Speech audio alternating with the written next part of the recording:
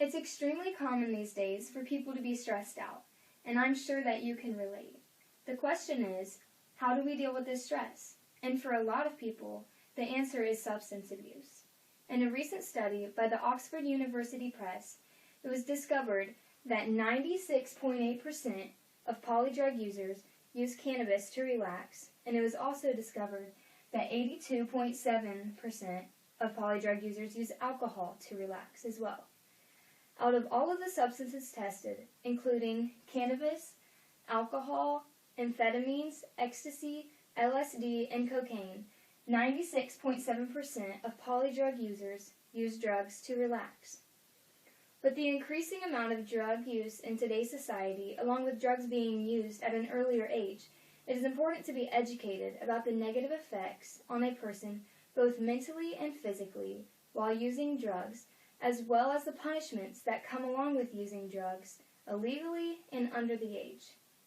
Relieving stress is only one of the reasons that people use drugs, but it is one of the most common. If people were more educated about the other, more beneficial ways of relieving stress, it might be more likely for drug use to become less of an issue in today's society. Unfortunately, drugs are a huge part of our culture, and they have been for a long time.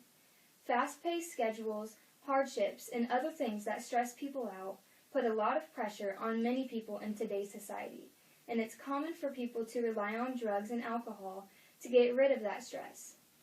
Due to a national survey on drug use and health, an estimated total of 208 million people consume illegal drugs internationally. This survey was taken in 2007, nearly 10 years ago, and I'm sure that since then, the numbers have only gone up. According to another survey taken by the Centers of Disease Control, also in 2007, they found that 45% of high school students nationwide drank alcohol and 19% smoked marijuana only within the past month. Like the other survey, it's safe to say that the numbers have surely increased because the drug issue in today's society has only gotten worse. There are many reasons why substance abuse is not the right way to relieve stress, but ultimately, the main reason are the negative things that come along with drug use outweigh the benefit of stress relief. Drugs affect the brain in many ways, like addiction and developmental issues, and, according to the federal law, simply having possession of marijuana can lead to a maximum of 2 years in prison. There are countless reasons why stress should not be relieved by substance abuse, and we're going to talk about those reasons, along with other ways to relieve stress. The first is that substance abuse negatively affects the physical and mental well-being of a person. The second is the legality issues concerning possessing and using illegal drugs. And the third thing we're going to talk about are the other options that you can resort to when wanting to relieve stress. To start, we're going to talk about the many ways that drug users' mental and physical health is negatively affected by substance abuse. Substance abuse doesn't just happen overnight. It's a recurring decision that someone makes to take the drug or drink alcohol or smoke a cigarette. The National Institution of Alcohol says that alcohol first affects a person's brain. It affects the person's brain by lowering a person's motor skills. The lowering of a person's motor skills can be seen by a slurred speech and not being able to walk in this simple straight line. But not only does alcohol have effects on the brain, but it also has effects on the heart. It can cause the heart to have irregular heartbeats, which can lead to a stroke. Not only can it lead a person to a stroke, but it also can cause an increase of blood pressure. Alcohol also can make the liver to become fatty in some cases, which can give a person a beer belly. But not only does alcohol make the liver fatty, it also can have effects on the pancreas. The pancreas can give out toxins into the body from this alcohol and can cause a yellowing of the skin. It also can inflammate the pancreas and to prevent someone from having proper digestion. Not only does alcohol cause all of these things, but it also can increase a person's risk of getting cancer. A person can have an increased risk of getting cancer in the mouth, the esophagus, the stomach, the liver, the pancreas, all of these things that which come in contact with the alcohol. Not only does alcohol have these physical effects on a person, but it also has mental effects on a person. It can cause a person to have an increased rate of anxiety, and it reduces levels of serotonin in the brain. The decreased levels of serotonin in the brain can cause a person to become more aggravated, can it make them more angry, more depressed, and this is from drinking alcohol. While this isn't just from drinking alcohol once, it can happen over time, which is when a person is an alcoholic. Not only does alcohol have effects on the body, but so do other drugs and substances. Cannabis, on the other hand, is a gateway drug. So cannabis not only can have its own effects, but it also has the effects of which a person can get from taking these other drugs. But these other drugs also have a negative effect on the body, which are unhealthy. I will use an example as smoking a cigarette. While a person won't have these effects of smoking a cigarette over time, or after smoking just one cigarette, this will happen over time. Over here, we can see a healthy lung. You can notice that it has a white pinkish color. And over here, you can see a tar-filled lung. This lung is filled with tar from cigarettes. Cigarettes contain this tar, which makes the lung have this dark color, which obviously is very unhealthy. But not only does smoking a cigarette have the effects on the lungs, but it also can increase the chances of getting cancer in the lungs. Since the tar in the lungs is an unknown substance and does not need to be there, it causes more physical damage to the lungs. But not only can a person see these effects from cigarettes, a person can also see these effects, these physical effects, from other drugs, such as if a person is to take a hallucinogen drug, such as LSD, they can get seizures from the drug. And this is from not only taking the drug once, but over time. And a person can also see hallucinations. They can have hallucinations which ultimately aren't real, but are from having and taking the drug. But not only does taking a drug have negative effects on the body, it also can affect a person's life, ultimately. It can affect a person's life if they are to get caught having this drug, drinking this alcohol. So, not only does alcohol and drugs have negative physical and mental effects, it ultimately can choose what happens the rest of your life. 158.8 million people around the world use marijuana. That is more than 3.8 of the whole planet's population. Over 94 million U.S. citizens have admitted to trying it at least one time in their lives. To some, marijuana use is considered to be a gateway drug. Of adults 26 years or older who use marijuana before the age of 15, 62% went on to use cocaine at some time in their lives. 9% went on to use heroin, and 54% went on to use prescription drugs. Next to alcohol, marijuana is the second most found substance in the bodies of drivers involved in fatal car accidents. Marijuana is considered non-addictive, but it's very habit-forming. Some of the side effects are that your heart rate goes up for 3 hours, and with certain people, you are 5 times more likely to have a heart attack within the first hour compared to non-marijuana smokers. Your tissues become irritated by the hot smoke in your lungs, which creates mucus on your tissues. This causes you to start coughing a lot. Also, tar buildup is created by thousands of the plant's particles that you're smoking, and they settle together in your lungs when smoking marijuana. Although marijuana is not as addictive as other drugs, it is still habit-forming and can be used as a crutch to deal with daily stress.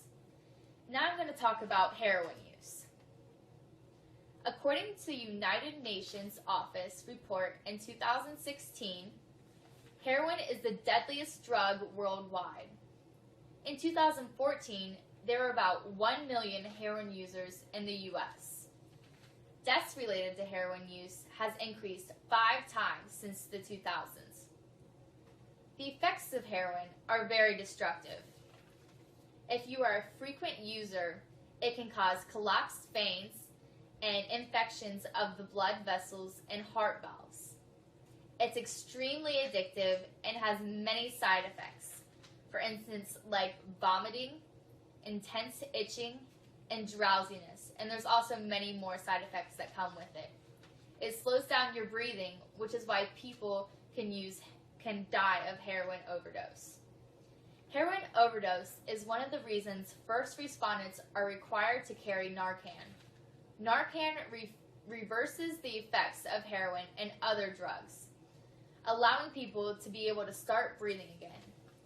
Narcan is used so much that they are trying to make it available over the counter, meaning anyone could buy it at any time, like stores like Walmart, Kroger's, and many pharmacies.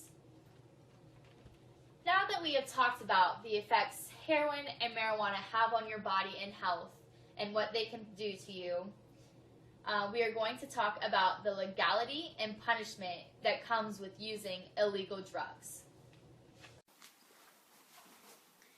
Substance abuse is becoming a huge problem in our world today, and the negative mental and physical effects are important when it comes to substance abuse, but the legal part and the punishments with possessing and using illegal drugs is just another factor. So first off, there are such things as controlled substances. Controlled substances are drugs or other materials whose possession the federal government has chosen to regulate. So this possession isn't technically considered a crime. It's legal to use them and have them when done under certain circumstances, like doctor's supervision or even for scientific research. But on the other hand, when no legal justification applies, the possession and use become illegal. People who use drugs in this way are considered to be druggies. The possession of illegal drugs may be charged as a misdemeanor or a felony, which is a more serious charge. The prosecutor's choice depends on the type of drug being involved. Drug possession charges face a wide variety of penalties of sentencing vary from every single state. Simple possession penalties range anywhere from a fine of less than $100 and a few days in jail to thousands and thousands of dollars and several years of state prison. So the first factor. My first factor comes with possessing and using an illegal drug is the type and amount of the drug. Felony charges for drug possession usually result when a defendant has possessed a particular illegal substance or any illegal possession of specific drugs and a certain quantity of it. So for example, in many states, heroin and marijuana are illegal, so it would be considered a felony. But in most situations, the amount of drugs in the individual's possession will also result in a felony instead of a misdemeanor charge. So the second factor. The second factor is the possession for personal use or with intent to sell. You usually get less severe charges when you have drugs for personal use rather than trying to sell them, because a user only harms themselves, while a seller, on the other hand, a seller harms many people, not just themselves. So possession is a crime, and even small amounts can be charged as a felony in the states that have strict drug possession laws. But felony charges are more likely in states that are more tolerant when the very dangerous drugs are involved, for example, cocaine or heroin. The third factor is the various aggravating circumstances. Prosecutors may charge a defendant with a felony if the violation involved one or more aggravating circumstances or factors. So each state's aggravating factors are listed in the state's drug possession laws. The list usually includes people who have prior drug convictions, near a school or school bus so it doesn't harm the children, on or near drug treatment facilities, in the presence of a minor, and near certain public buildings, parks, swimming pools, or etc. So, Ohio felony drug possession penalties can be very severe. For example, in Ohio, a first-degree felony is 3 to 11 years in prison, with fines up to $20,000. when fifth-degree felony is 6 to 12 months and fines up to $2,500. Certain situations that may be felonies under Ohio laws are theft of drugs, which is stealing any dangerous drug from the owner, corrupting another with drugs, for example, giving drugs to a juvenile or giving someone drugs who is harmed by an overdose, drug trafficking, which is offering to sell or preparing for transportation of any controlled substance, and funding drug or marijuana trafficking, which is when you knowingly provide money or valuable objects to another person for the purpose of having the person obtain illegal drugs for you. So, Ohio classifies not only the well-known drugs like marijuana, cocaine, heroin as controlled dangerous substances, but also the compounds used to manufacture them. Ohio classifies the CDS into 5 schedules. Schedule 1 being the most dangerous drugs, and going up from there, they decrease in dangerousness and the probability of abuse. If you are arrested for illegal controlled dangerous substances, you have to look at the Ohio Code, which lists which drugs fit into each group, and there are certain drugs into certain groups. So in addition to all the penalties, the judge will suspend the defendant's driver's license for at least 6 months, and that could go clear up to 5 years. So, if you look at this graph, you can see,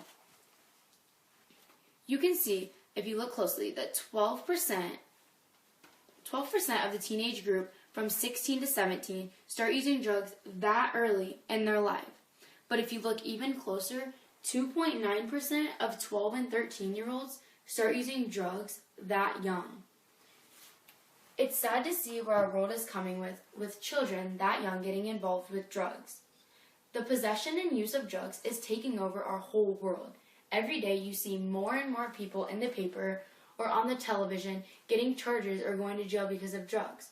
Drugs aren't good for anyone, and people need to use their heads before letting drugs take over their life.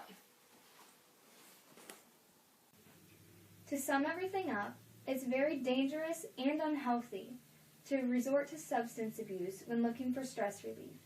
There are countless reasons as to why there are better alternatives when looking for stress relief, and the ones we discussed are only a select few. Using drugs and alcohol negatively impact the way the body functions, the way a person feels, and the way a person thinks.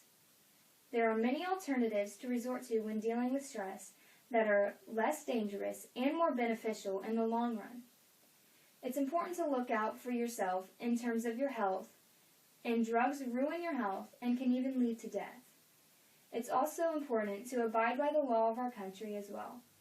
Keep the other forms of stress relief in mind when thinking about wanting to reduce your stress in order to stay healthy and legal.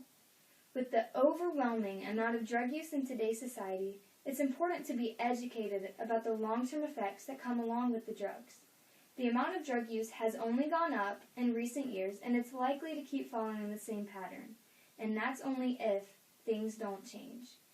If more people were more educated about the other options, maybe the drug use amount would start to go down.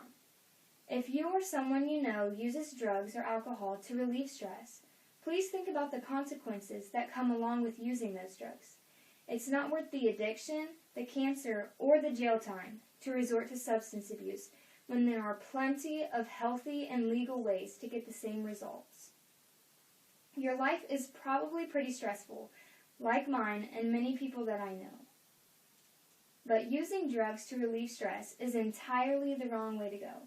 Considering that there are other, more safe ways to relieve stress, the wise thing to do is choose the safe options rather than choosing drugs.